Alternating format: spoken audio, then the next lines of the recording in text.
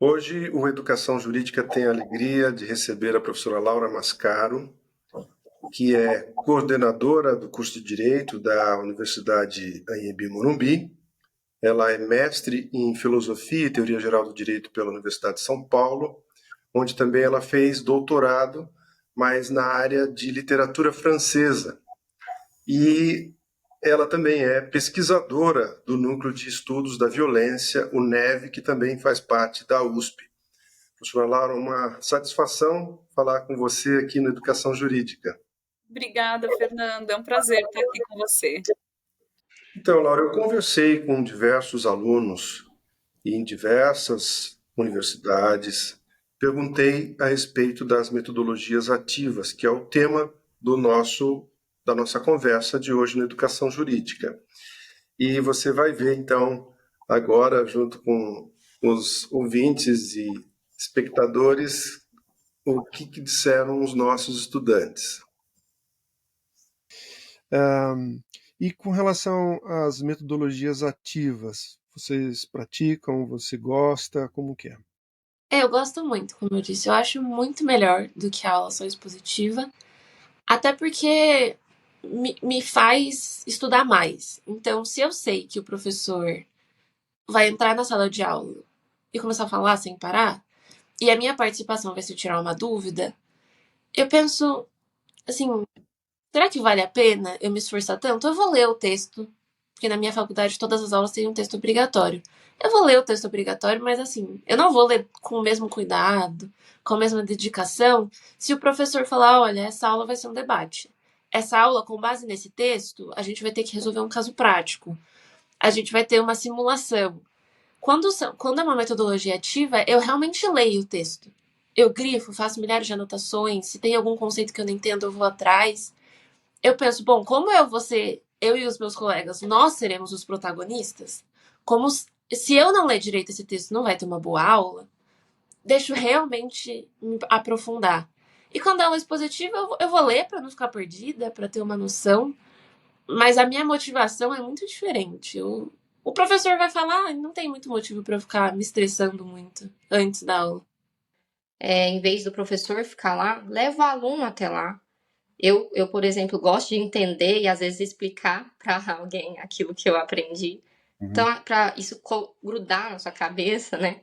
Eu acho que falta muito disso, sabe? Eu sei que o tradicional é o professor lá na frente, você entendendo a explicação, mas eu acho que isso já passou da época, né? Uhum.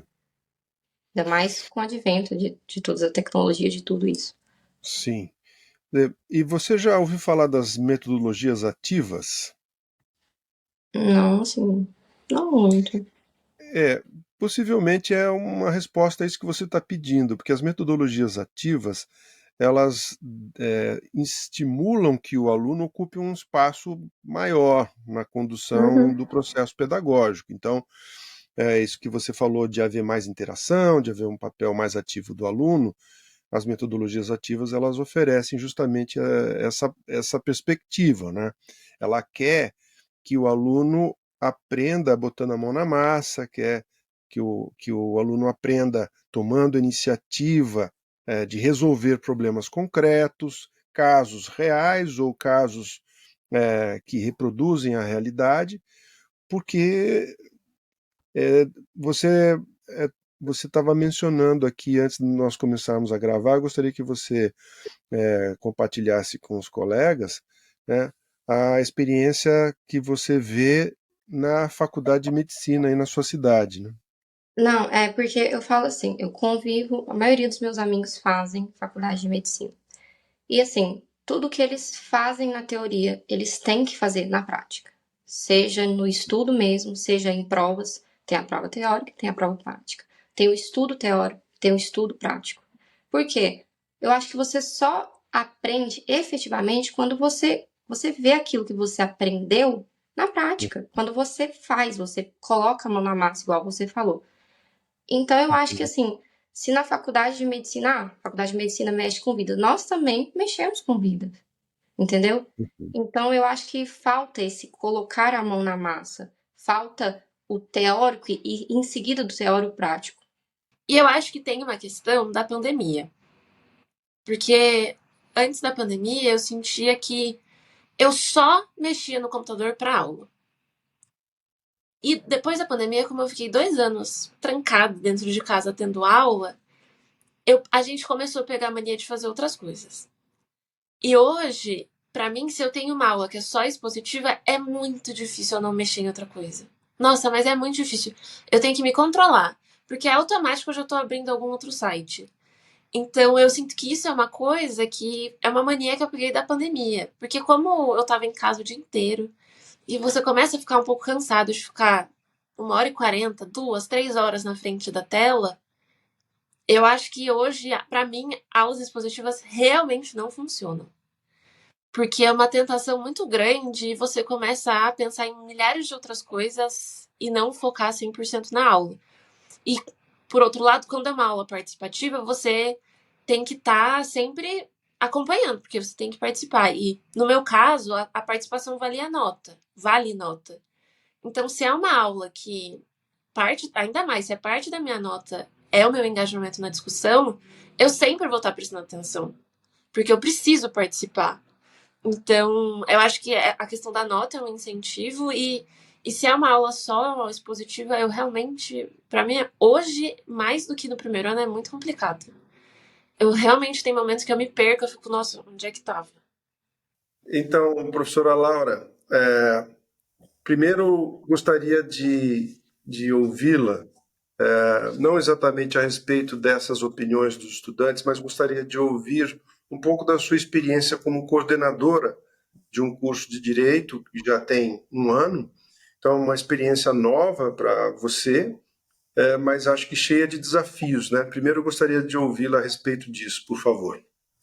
Então, faz 1 ano que eu assumi esse desafio da coordenação, né? Mas antes de ser coordenadora, eu era docente. Eu acho que isso é muito importante porque essa experiência da docência, ela nos alimenta, né? Acho que na coordenação, nas nossas determinações, né? No nosso ímpeto e promove esse diálogo com o corpo docente e com os estudantes. Eu acho que é importante nunca se afastar, né? Do corpo docente e dos estudantes que vão nos alimentar, né? Como você colocou aí, trouxe os estudantes para falarem, né? Nos alimentar de ideias, de percepções, etc., que a gente jamais pode perder, né? Mas como você colocou, é um desafio muito grande, porque a gente está num outro momento, né, da educação jurídica no país, um momento em que a gente tem a função de revolucionar essa educação jurídica, no sentido de que as práticas, né, que a gente tinha até o momento, elas talvez não dialoguem tanto com as necessidades dos nossos estudantes hoje, né, para o mercado de trabalho e mesmo para o próprio pensamento jurídico, que eu acho que precisa se atualizar, né. Então, nesse sentido, eu sou uma coordenadora, eu me considero jovem, né, nessa função, na verdade, mas eu acho isso uma coisa boa, porque eu já comecei a lecionar, né, como docente, dentro dessa cultura das metodologias ativas. Eu não tive que sofrer uma adaptação, né, de que eu era uma professora muito conteudista e daí tive que me adaptar a essas novas metodologias. Não, quando eu comecei na docência, né, que também não faz muito tempo, porque eu só oficialmente, né, ingressei como docente na Universidade de São Judas na época, né, depois do meu doutorado, então eu já comecei um pouco mais tarde, a gente já estava nesse novo momento das metodologias ativas, né? Então eu já aplicava isso desde o início e eu acho que isso tem muito a ver com a minha visão de mundo e com o trabalho que eu desempenho como docente. Então isso só foi uma transposição, na verdade, para o cargo de coordenação, mas uma das dificuldades que eu sinto é no diálogo com os professores, né, um apego a uma cultura que não é das metodologias ativas, né, uma cultura mais tradicionalista, conteudista, e é muito difícil até para os professores terem algumas ideias do que fazer, né, dentro da prática, dentro dessas metodologias que fujam da ideia do seminário, né, que a gente tem tradicionalmente. Então, assim, eu vejo minha função muito como de inspirar e de buscar, né, e de trazer novas ideias para alimentar esse corpo docente, né, para dialogar com os meus colegas, na verdade, com os meus pares, para que eles possam também ver nessas metodologias ativas outras possibilidades, né, para além do seminário tradicional, né, porque eu acho que no direito, quem vem dessa formação mais tradicional, né, que é o meu caso, eu fiz São Francisco, né, quando a gente fala em metodologia ativa, a gente lembra daquele seminário tradicional, né, que é uma pessoa que mal entendeu o texto, apresentando para um monte de gente que não leu o texto, né? É isso que é o seminário tradicional, e depois o professor tenta remendar ali a situação, dando uma explicação no final. E daí, para além disso, a gente precisa pensar em outras ideias, né? Quando você diz que tem um monte de gente ouvindo o seminário, você está sendo caridosa, né? Porque, na verdade, quando é seminário, os alunos não vão, né? Eu já fiz o meu seminário, então eu já não preciso mais frequentar. Tem uma série de problemas práticos disso, né? Então, quando eu comecei na docência foi um pouco isso, né? Contando um pouquinho da minha experiência. Então, na São Francisco eu tinha esse modelo de seminário, né? Bem tradicional. Cada semana era um texto diferente, um grupo apresentava e o resto ouvia, né? E daí eu lembro a tortura que foi, né? Meu primeiro seminário na São Francisco com teoria pura do direito. E assim, aquela luta para eu entender o que estava sendo dito, né? E daí eu ia ter que explicar aquilo para os meus colegas, e que não tinham nem lido.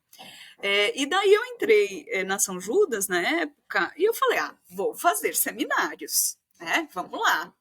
E eu fiz esse modelo, semana sim, semana não. Os alunos tinham que ler um texto hiper complexo que eu tinha selecionado com maior cuidado, né? Em filosofia do direito, né? Era a disciplina. Com maior cuidado e tudo mais. E aí eu comecei a ver o desastre que foi, né? Primeiro que eles tinham muita dificuldade com a leitura, né? Eles não estavam preparados para aquele volume de leitura, né? E aquela complexidade, aquela densidade de leitura. E segundo, que daí eu percebi que os conceitos que eles passavam, né, no seminário eram completamente falhos, que eles não tinham entendido. Então eu falei, opa, talvez esse não seja o melhor modelo de metodologia ativa de seminário que eu possa aplicar. E aí eu comecei a estudar, né? Aí eu fui estudar metodologia mesmo, né, para docência, para o ensino jurídico, e encontrei algumas alternativas que foram bem melhor sucedidas, né? Sim, e assim, a questão de fazer um seminário em si não é recriminável, né? O problema é que simplesmente o modelo de dar uma tarefa de leitura de um livro para depois você explicar lá é muito pouco saborosa.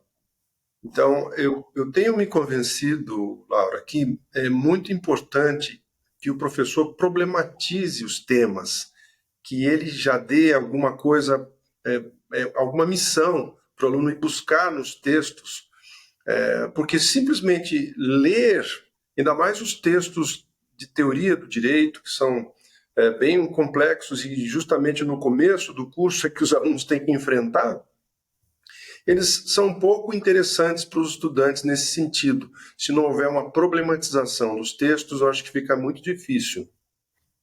O modelo que eu adoto atualmente, né, eu continuo chamando de seminário, mas são poucos textos ao longo do semestre, né, eu seleciono muito mais, eu preparo muito mais eles para leitura, né, então eu falo sobre metodologia de leitura antes deles entrarem no texto, né, então a gente começa falando como ler um texto acadêmico, né, porque ninguém me ensinou isso quando eu estava no início da graduação, e por isso também que eu tinha tanta dificuldade, né, como que faz um fichamento, certo? Como que você hierarquiza as informações, como que você destaca o que é importante ou não, né? Com que intuito você lê um texto, enfim, a gente discute tudo isso para daí entrar no seminário propriamente dito. E como que funciona? Todo mundo tem que ler o texto, não tem um grupo que apresenta, né? Um único grupo que apresenta, todos leem o texto, chega no dia da aula, eu divido eles em grupos, né? E cada grupo recebe uma série de questões a respeito do texto. Aí você tem várias questões possíveis, né? Daí tem questões que são de conferência de entendimento, de leitura, que eles têm que debater que um achou, o que o outro achou, né, daquele conceito e tal, e outras que são mais opinativas, né, que daí eles têm que conectar o texto com questões do mundo real, né, e da vivência deles para emitir uma opinião, e daí no final faz a plenária, né, cada grupo externa ali qual foi o entendimento do grupo. Então, assim, é muito mais produtivo e interessante para eles, os alunos se engajam muito mais e faz sentido, né? Como você colocou, é muito mais prazeroso e também aquilo tem um propósito que se conecta com a própria vida e prática deles, né?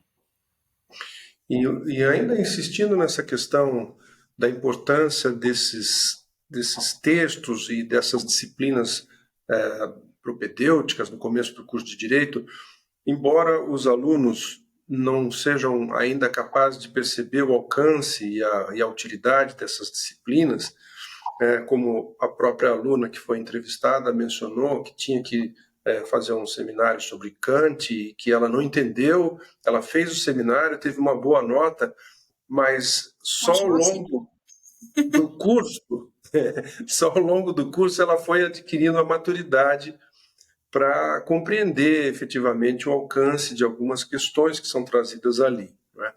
Então, o que eu acho é que o direito é um tipo de conhecimento que vai se sedimentando em camadas que nós vamos construindo e que a gente nem percebe que estamos construindo o nosso estofo para sermos capazes de entender e aplicar o direito. Então, eu acho que às vezes é muito injusto com as disciplinas propedêuticas a simples recusa de tratá-las como úteis para o direito, tratam como perfumaria, como coisas descartáveis, etc., quando, na verdade, não é possível ter uma solidez na formação jurídica se você não tiver esses elementos realmente bem fortes no seu espírito. Com relação às propedêuticas, que é a minha área, né, de formação básica, eu concordo plenamente. Uma coisa, por isso que eu insisto na leitura, porque eu acho que a leitura ainda é a base do ensino e do aprendizado jurídico, né? Só que a gente precisa produzir um encantamento, né? Eu acho que grande parte da responsabilidade desse professor das propedêuticas no início do curso é gerar esse encantamento. Por quê? Porque se ele não lê, né, o Teoria Pura do Direito no primeiro semestre, ele nunca vai entender, nem no quinto. Né? Ele tem que começar a ler ali, como você falou, para que isso vá se sedimentando. Só que eu preciso produzir um encantamento a partir disso. E daí a minha formação, né, na letras, ela contribui um pouco nesse sentido, porque eu utilizo também bastante literatura nessas metodologias ativas das propedêuticas. Né? Então, por exemplo, uma outra atividade que eu proponho. Tem um livro, né, um romance da Margaret Atwood, que chama O Conto da Aia, que é uma distopia, né? Inclusive virou série de televisão e etc. É uma distopia em que os Estados Unidos sofrem um golpe teocrático, né? E daí, nesse regime, algumas mulheres têm que trabalhar dentro da casa dos comandantes, né, tendo bebês, porque é uma sociedade infértil, enfim, tem uma série de questões. Aí o que eu falo, né, depois deles terem as aulas sobre, como você colocou, né, o Kant, certo? O Rawls, enfim, diversas teorias da justiça, aí eu apresento eles para a obra literária e eles precisam analisar aquela sociedade à luz das teorias da justiça e dizer se eles consideram uma sociedade justa e por quê, né? Então, por exemplo, esse é um exemplo, né, de uso aí da literatura para gerar esse encantamento e conectar com os teóricos mais, né, hard que eles estão vendo nesse momento aí inicial do curso. E isso também costuma funcionar bem, né? Mas eu acho que esse primeiro essa primeira sedução aí é importante no início do curso, porque é muito difícil você ver a importância disso logo no início. A ficha só vai cair muito depois, como você colocou. Sim. E você deve ter reparado que alguns dos estudantes não sabiam até classificar as metodologias ativas ou o que significavam as metodologias ativas, mas não significa exatamente que eles não tenham praticado já algumas das metodologias ativas, né? Então, eu acho que é importante que os alunos comecem a entender a importância dessas metodologias e também os professores, né? Porque aqui nós estamos conversando com todo mundo, viu, Laura? A gente conversa com o aluno, conversa com o professor e nos dirigimos também aos alunos, aos professores, aos gestores acadêmicos, porque tudo é um problema só. O grande problema é justamente como motivar os estudantes, e você falou a palavra encantamento, e eu gostei muito, porque o que está acontecendo e muito entre os alunos, entre os estudantes de direito, principalmente após a pandemia, é o desencantamento. É uma rapidez da perda da motivação, né? Então, o direito é uma ciência social, mas é uma ciência social aplicada, né? Então, eu acho que é importante olhar também o direito, não só do ponto de vista teórico, mas também da sua aplicação prática. O que você vê nessa questão, Laura? Então, com relação ao direito ser uma ciência social aplicada, né, eu lembro do Gadamer, né, quando ele coloca no Verdade e Método, né, o direito junto com a ética, né, no sentido que para você tomar uma decisão ética, ou, no caso, uma decisão jurídica, né, eu acho que a decisão ela está no centro aí dos estudos jurídicos, certo? Você precisa levar em consideração o horizonte de aplicação da norma jurídica, né? Ou da norma ética, né? Nesse caso. E esse horizonte de aplicação, ele determina, né, a hermenêutica, certo? Daquela norma. Ele é determinante. Você não tem como abstrair disso, né? Não existe uma interpretação abstrata da norma jurídica. Então, eu acho que uma coisa que eu bato muito na tecla, né, para os alunos é que a norma jurídica não é o texto, né? O texto ele é só o suporte textual da norma. A norma jurídica ela só se torna viva, né, e concreta no momento que ela é aplicada, né? E essa aplicação ela vai depender do contexto de aplicação, né? Desse horizonte de aplicação da norma, de questões sociais, das partes envolvidas, se uma é hipossuficiente ou não, né? Se você está num contexto social precário, certo? De precarização, de vulnerabilidade ou não, né? Em que momento, né, isso se deu. Então, todos esses fatores eles têm que ser levados em consideração para que você tenha uma interpretação mais interessante, né, mais atualizada dessa norma jurídica, para que ela se torne algo vivo e que faça sentido para a nossa sociedade, né? Então, nesse sentido, eu acho que as metodologias ativas, elas trazem esse horizonte de aplicação da norma jurídica para a sala de aula também, né? Quando a gente trabalha a simulação de um caso prático, né, alguns horizontes de simulação e etc., isso traz para a sala de aula essa prática da interpretação que vai além do texto, né? Então, eu acho que, nesse sentido, o estudo da dogmática sozinha não é suficiente. A gente precisa conseguir, né, através da própria imaginação e da projeção de cenários diversos de aplicação daquela norma, né, imaginar, né, como seria aplicar em determinadas circunstâncias. E muitas vezes circunstâncias inéditas, né? Porque recentemente eu comecei a ministrar também, né, a disciplina de direito digital. Então, né, no direito digital, por exemplo, a gente tem uma ausência, né, ele é muito lacunoso. Você tem uma ausência de normas jurídicas específicas para as novas tecnologias, né, para a inteligência artificial, enfim, para algumas questões de fake news, redes sociais. E diante dessa ausência, o desafio interpretativo é muito maior, né, o desafio decisório.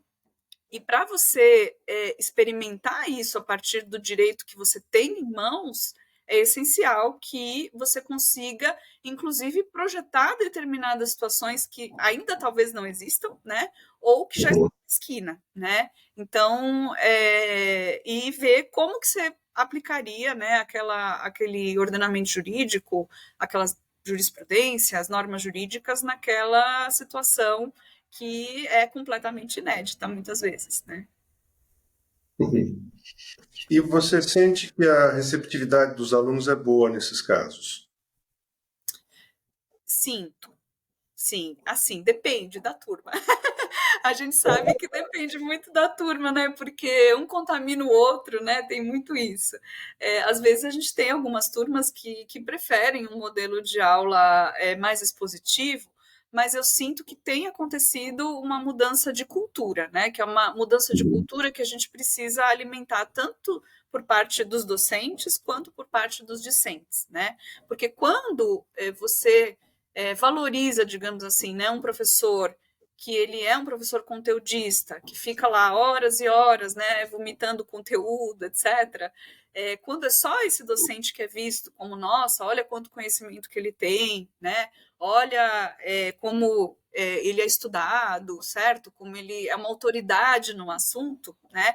Quando é isso que os estudantes valorizam, você perde muito também da sua responsabilidade pelo conhecimento, né? No sentido que você se vê como um agente passivo do conhecimento, né? Ele é o agente ativo, né? Que te presenteia com toda aquela erudição e conhecimento, e o estudante é um agente passivo.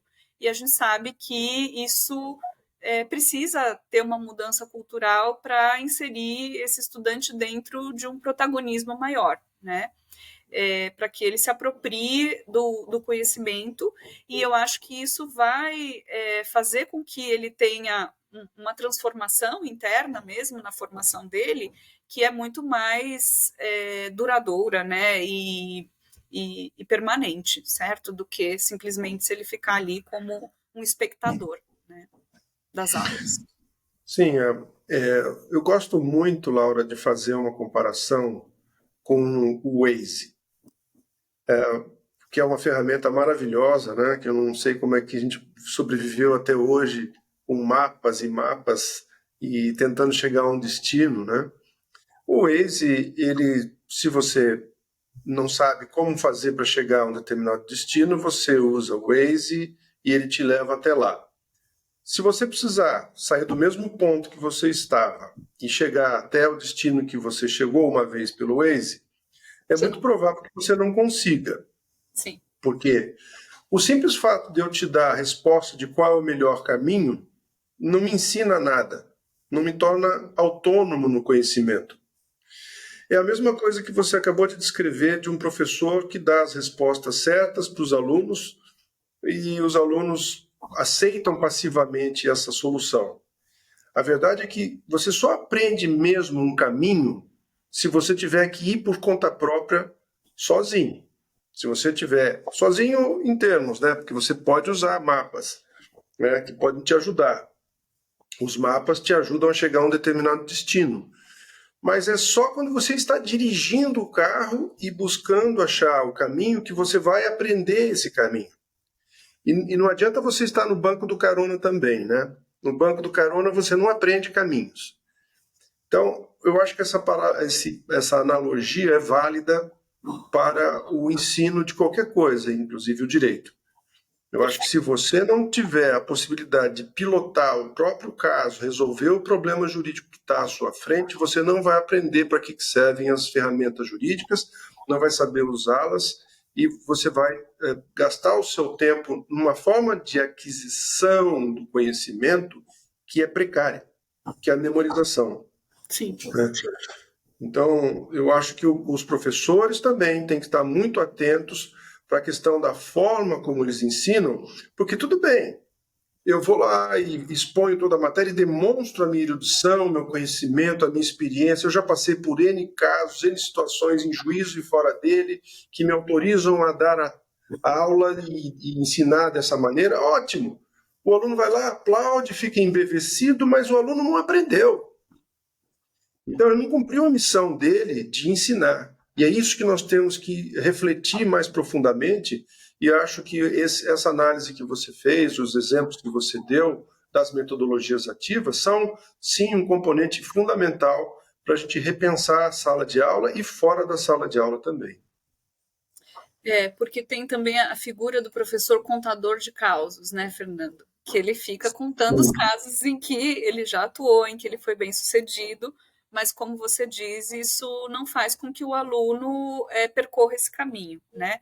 E o ambiente da sala de aula ainda é um ambiente seguro para ele fazer isso, né? Ele está em formação, certo? Não é o escritório de advocacia, não é o mercado de trabalho em que ele vai se deparar com aquilo. Já pensou se ele nunca tiver tido esse laboratório, né, pela primeira vez, e com muito mais risco, né? Risco de perder o emprego, o risco da reputação dele e tudo mais. Então, o quanto antes ele começar, né, a experimentar esse caminho e ir com as próprias pernas, né, isso muito melhor, né? E muito bem citado o caso do professor contador de causos, né, que, na verdade, é o professor que não prepara a aula, mas tem material para transmitir. E a suposição de que contar causos é uma forma boa para o aluno assimilar.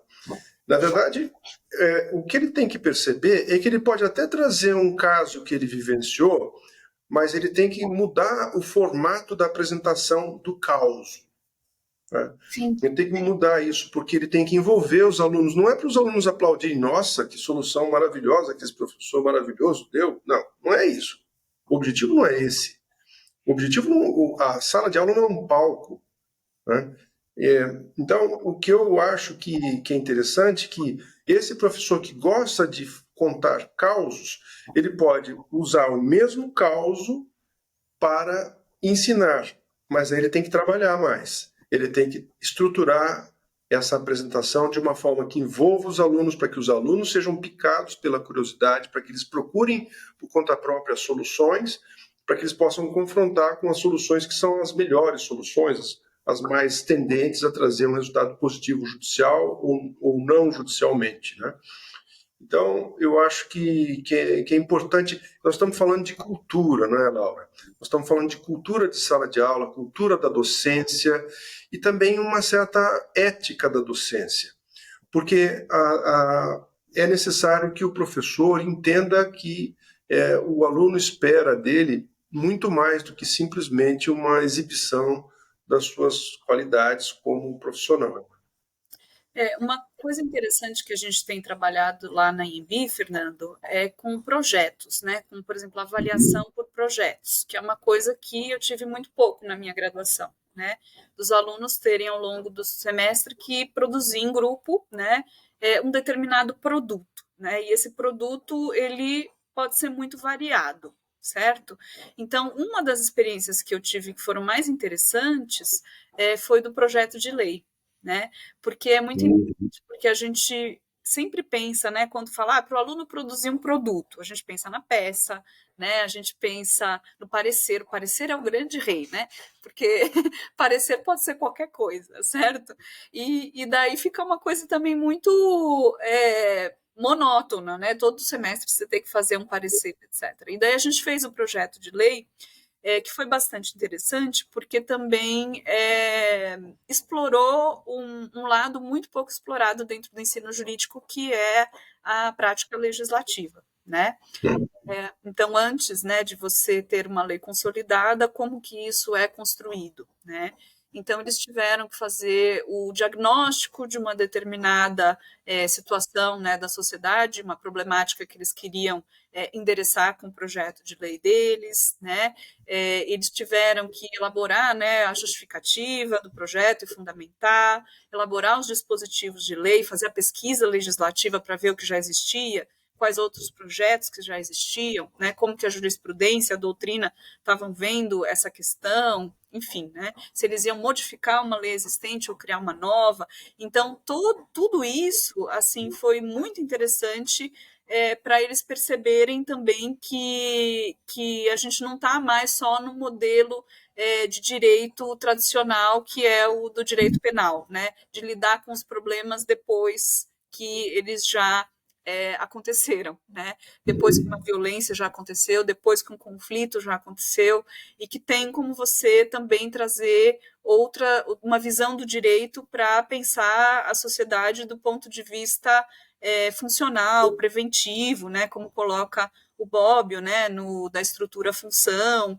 Então, foi um exercício bem interessante e que demandou deles também um pensamento interdisciplinar, que eu acho que é muito conectado com essa questão das metodologias ativas, né? Porque muitas vezes, para você resolver alguma coisa, você não vai recorrer só à dogmática jurídica, né?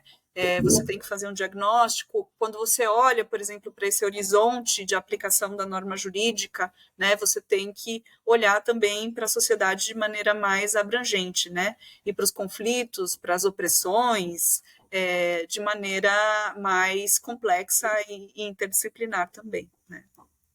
Então, foi bem interessante Sim, essa experiência. sim, sim. É muito interessante você trazer essa sua experiência, porque nós estamos justamente numa fase em que a gente precisa se inspirar em modelos, em experiências que são bem-sucedidas, né, porque nós estamos desbravando um novo horizonte cultural de docência do direito, de aprendizagem do direito, né? E com relação a essa tensão entre a dogmática e a teoria, eu há muito tempo eu me convenço, bom, primeiro eu gosto das duas coisas, não sou daqueles que excluem uma da outra, mas eu acho que uma não vive sem a outra. Não há teoria do direito sem a prática do direito, e não há prática do direito, não há dogmática do direito sem que alguém tivesse pensado categorias, estruturas que estão além do direito positivo, para que a gente possa usar ferramentas, que a gente possa instrumentalizar o direito, que a gente possa entender o alcance do direito e o impacto que o direito tem sobre a sociedade. Tudo isso precisa de apoio de outras áreas do conhecimento, e eu acho que essa também é uma grande questão que você traz aí da interdisciplinaridade, porque o direito, em muitos aspectos, é uma ciência que está muito atrás de outras ciências que têm se envolvido com a dimensão empírica. Então, na área das ciências sociais, ciências humanas, a economia, por exemplo, ela está muito mais avançada nos estudos empíricos, né?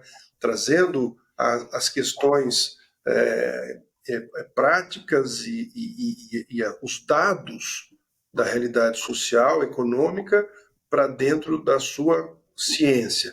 O direito já está começando a se envolver com estudos empíricos, existem revistas especializadas, existem linhas de pesquisa bem instituídas e desenvolvidas, mas ainda estamos engatinhando o próprio conceito do que é produzir ciência, que é um conceito muito debatido, muito polêmico, né? A gente recusa totalmente o caráter científico do direito, não é o meu caso, mas também não é o nosso assunto hoje aqui, mas o fato é que a gente precisa estudar de uma forma diferente o direito, que não pode se limitar simplesmente a ficar fazendo referências bibliográficas, uma por página, a autores que falaram do mesmo assunto. A gente precisa enriquecer um pouco mais com os aspectos que você mencionou aí, dos impactos sociais que as leis trazem.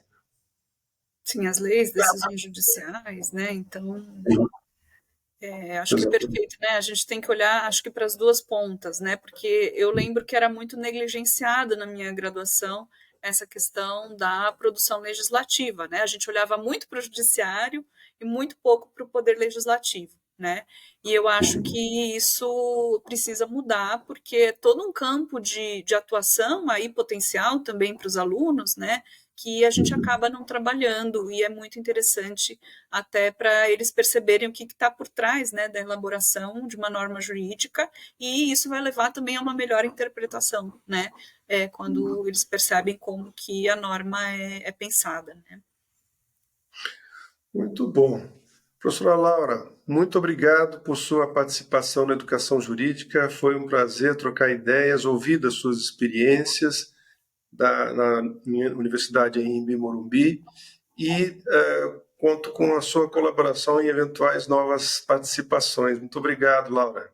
Eu que te agradeço, Fernando, foi uma honra participar, viu? E espero aí que o podcast tenha um futuro brilhante e muitos convidados interessantes. Muito obrigada. Muito obrigado, Laura.